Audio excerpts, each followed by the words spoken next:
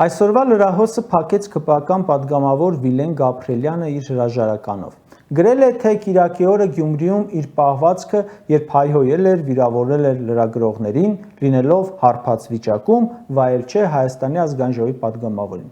Իհարկե շատերն են կարծում, որ Վիլեն Գաբրիելյանի հրաժարականի պատճառը դա չէ։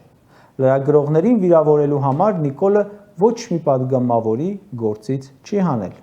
Անդրանիկ Քոչարյանը քանի անգամ է վիրավորել լրագրողներին։ Կամ արդյոք պատգամավորին վայել պահվածք էր ականջ ու լեզու կտրող Արթուր Հովհաննիսյանի, Ռուստամ Բաքոյանի ու այլ ԿՊԱ-կանների պահվածքը։ Բնավ։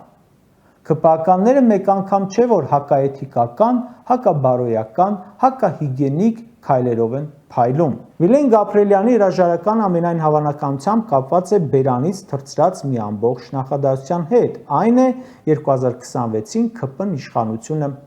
ՔՊ իշխանությունը փոխվելու է։ Սրանք գնացել էին Գյումրի, որ ատամներով պահեն իշխանությունը, ու մի հատ հարբած ԿՊԱ-կան ասում է, որ չէ, ինչ պահել, 2026-ին ամբողջն են կորցնելու։